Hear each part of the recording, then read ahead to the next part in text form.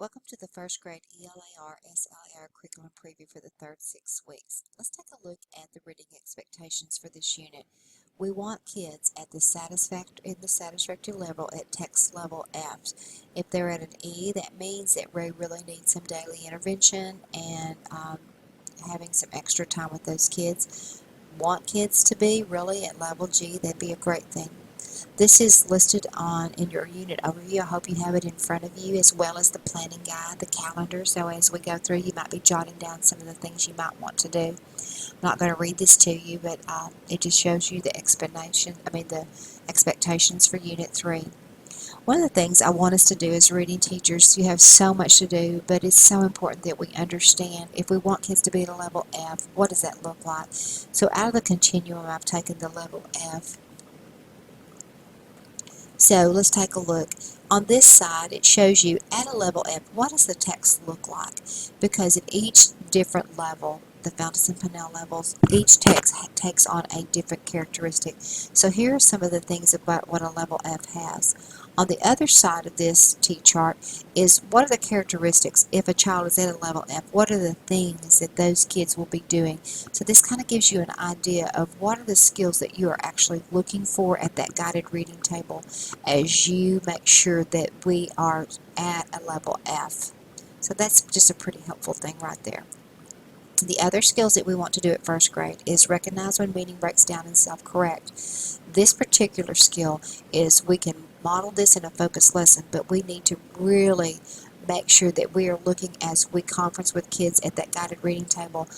Are they doing this? How are they doing when the meaning breaks down? Are they actually understanding? Are they comprehending that they're not doing what they need to do? They're going to recognize the basic organizational structure of a text, beginning, middle, and end, introduction, body, and conclusion, in their reading and in their writing. We want those to be reciprocal. Your lead standard for this 6 weeks is Figure 19, and retelling and acting out important events and stories in logical order. And then we want them reading independently with fluency. So let's begin looking at the word study. So you would need to get out your English word study and turn to the third 6 weeks. That first week you're going to be planning in your planner in a snap words. Here are the sight words that we're going to be looking for. We are going to be looking at these rhyming patterns and these high use words with the sound. Letter 14, week 14 and 15, we're going to be really concentrating on one syllable consonant vowel consonant words with short E. So here's where you might want to do an interactive word wall. Put this in their writing notebook, but then also create a interactive word wall with just looking for this pattern as they read and as they write, and as they find those patterns, putting that on that word wall. So having that be theirs. Week 16 and 17 of word study is the floss rule. And you can see it here. It's really talked about in your word study. Shows you how to teach that. This would go in their writing notebook. They would be looking for these particular words that have this particular rule in them. I cannot stress enough how important as we teach these rules is that we make sure that we secure these rules. Not just teaching them, but securing them, because it shows up later in 4th and 5th grade where kids really don't have the great foundation. So you are very important in teaching them these rules and making sure they secure them. So go slowly and make sure they secure them.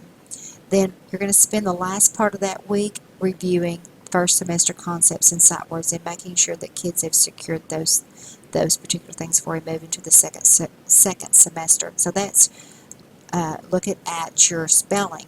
So what about our phonics? We're going to secure the sound of G, the soft sound of G and QU.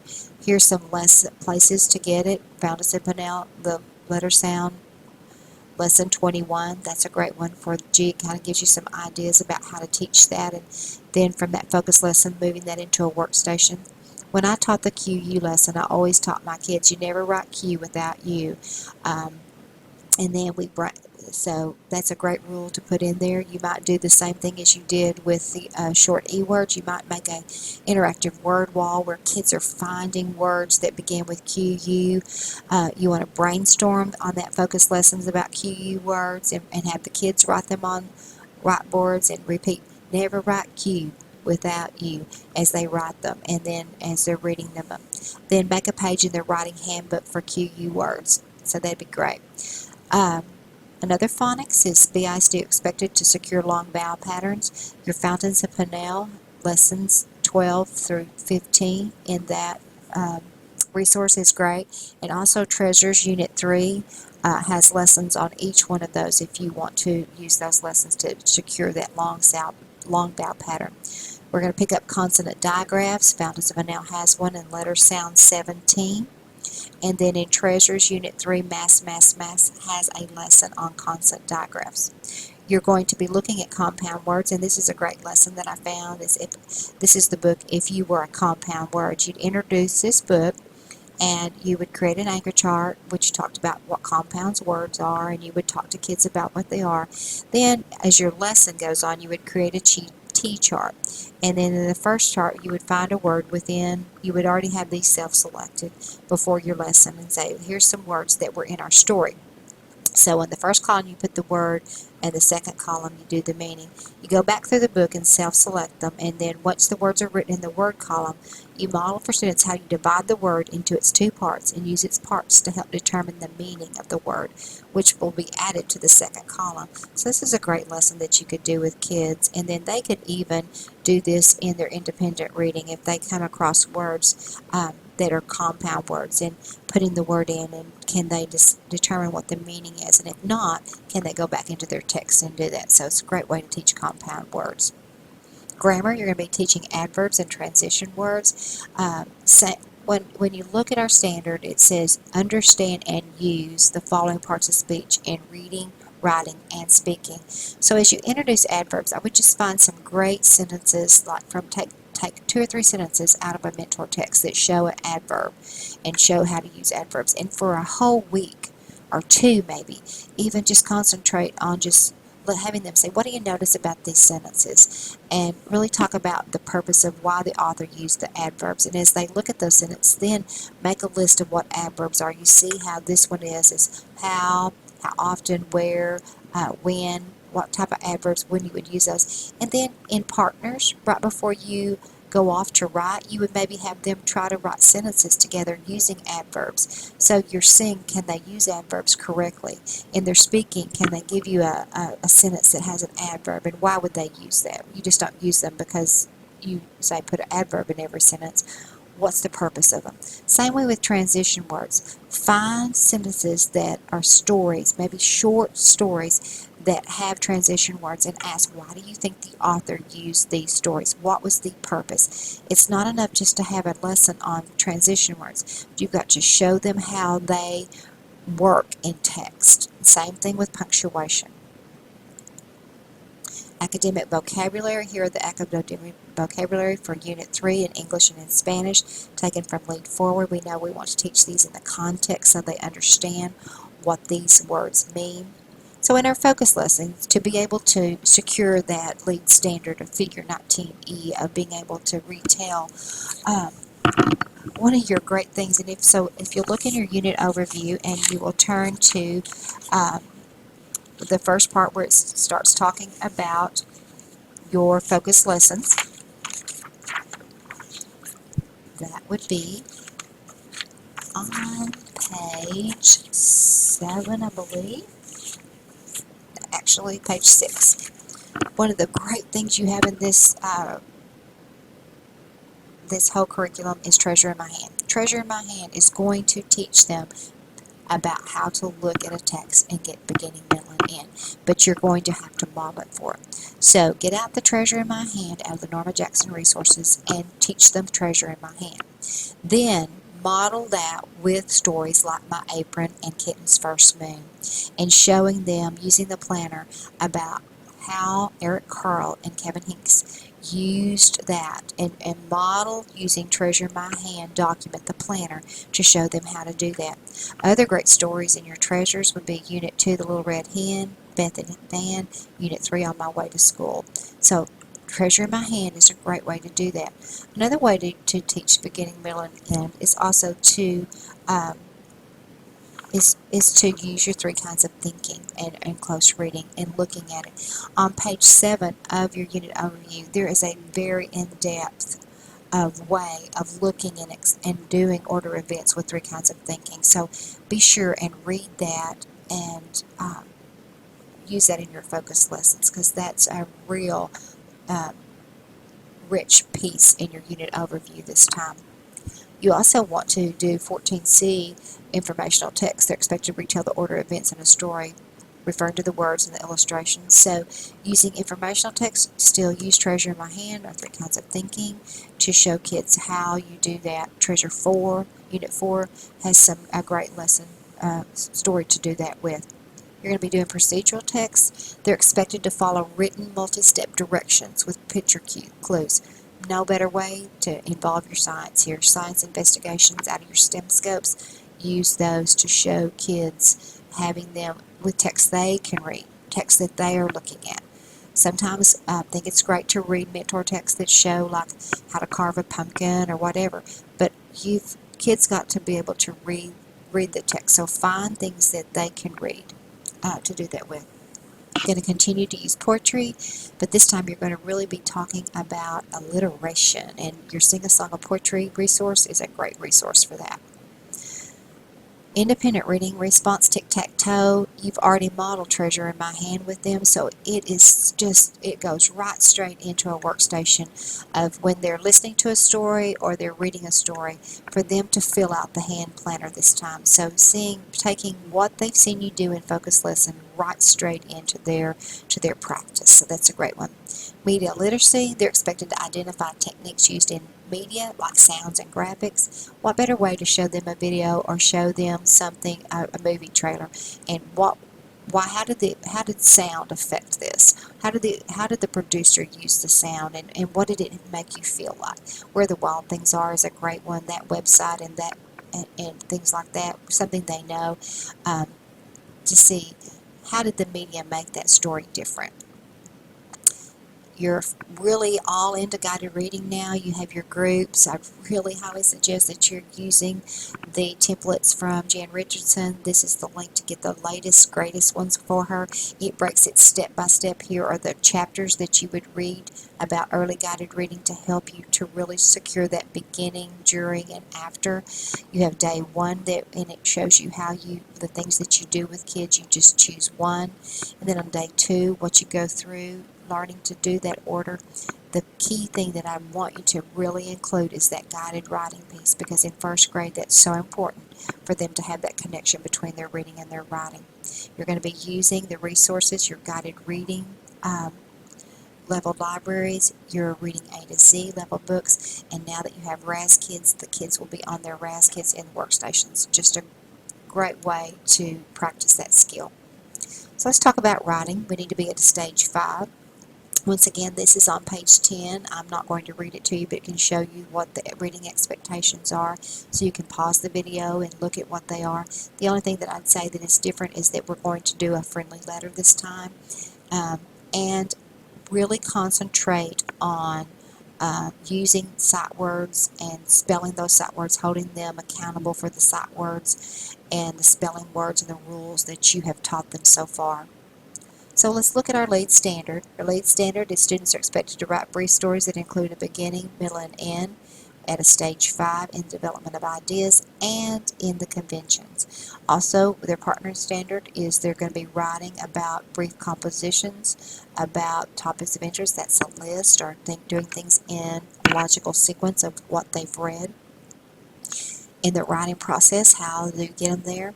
They are expected to mentally organize and retell a logical sequence of events or ideas before writing. So retelling out loud, making that plan. Then You've already introduced transition words, those really simple transition words that are going to sequence their ideas, getting them to use those in their writing. And then replacing repetitive transition words. And their transition words by this time is and.